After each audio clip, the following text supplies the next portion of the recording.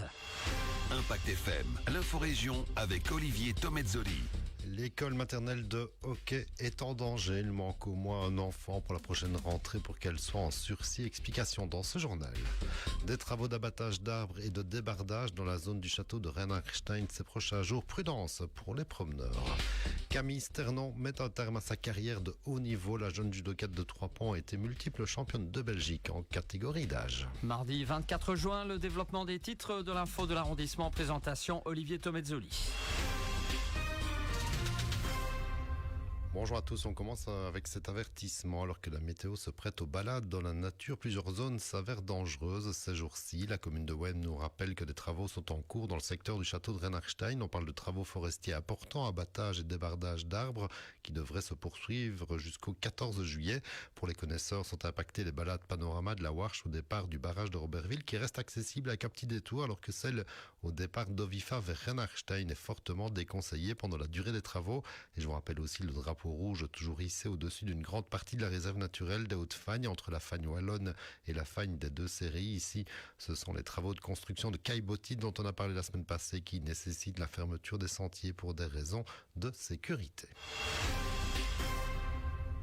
On poursuit avec un appel lancé par la direction et les astites de l'école maternelle de hockey sur la commune de Stavelot, école qui est tout simplement menacée de fermeture suite au manque d'élèves. La barre minimale pour conserver une classe regroupant les accueils et maternelles est fixée à 12 élèves, 10 pour être en sursis. Explication avec Nathalie Bala, directrice des écoles communales de Ster, Francorchamps et hockey. Il y a 16 élèves actuellement sur l'implantation de hockey, 16 élèves en maternelle. Il y en a 6 qui montent en première primaire vers le village de Ster. Et il en restait 10. Et dans ces 10-là, il y en a 3 qui changent d'école pour des raisons familiales, propres à chacun. Des changements de travail aussi, des changements de domicile, des changements, qui sont pas gérables pour les parents, puisqu'ils vont devoir faire énormément de kilomètres alors pour venir amener leurs enfants. Ce n'est pas un choix premier de leur part de retirer leurs enfants, mais ils sont bien obligés de se faire à la situation. On a une inscription déjà d'un enfant de 2 ans et demi qui arrive dès la rentrée. J'ai eu la chance d'avoir une inscription vendredi des parents qui sont situés à Francorchamps, et en expliquant la situation, on dit pas de souci, on met l'enfant sur l'implantation de hockey.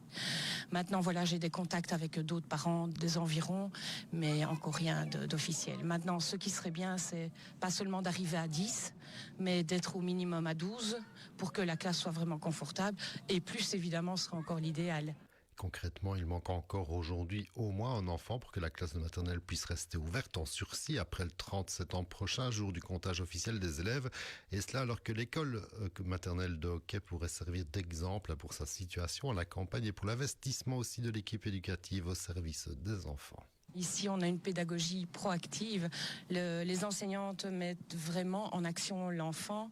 Il est dans un perpétuel questionnement et une recherche par lui-même et encadré par l'adulte.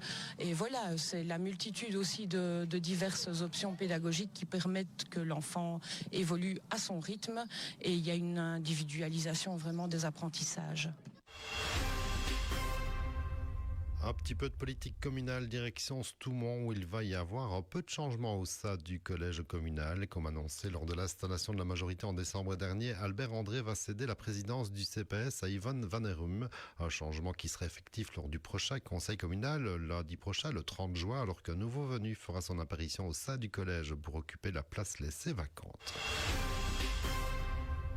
On poursuit avec cette affaire qui secoue le monde musical belge depuis hier matin, à savoir que le célèbre DJ et producteur Kid Noise a avoué avoir des doublures pour jouer à sa place sur scène. Ce fut encore le cas samedi passé, Kid Noise ayant quand même 3 prestations en soirée au même moment, à Framery, à Attert dans le Luxembourg et à Polleur pour le Summer Festival. C'est justement à Polleur que les organisateurs se sont rendus compte de la supercherie relayée par Vedia en journée hier.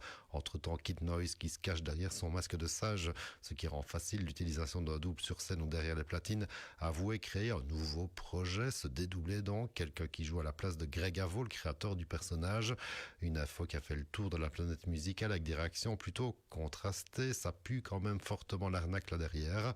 Et on attend impatiemment la réaction du public lors des prochaines prestations de Kid Noise. Le vrai ou le faux, allez savoir, à vous de deviner, notamment samedi déjà ça lors de la nuit des 24 heures. Et on termine avec une info sportive, une info étonnante et à la fois un petit peu triste aussi, puisque Camille Sternon a annoncé hier mettre un terme à sa carrière de judokate. La Trois-Pontoise de 18 ans arrête ici les compétitions et le haut niveau. Multiple championne de Belgique dans ses catégories d'âge et de poids, Camille aura en tout cas marqué ce sport exigeant de son empreinte. Plusieurs raisons personnelles à son arrêt, dont des blessures à répétition, mais pas seulement. Bon vent dans la suite de sa carrière, au bord des tatamis ou ailleurs. L'info continue sur notre page Facebook.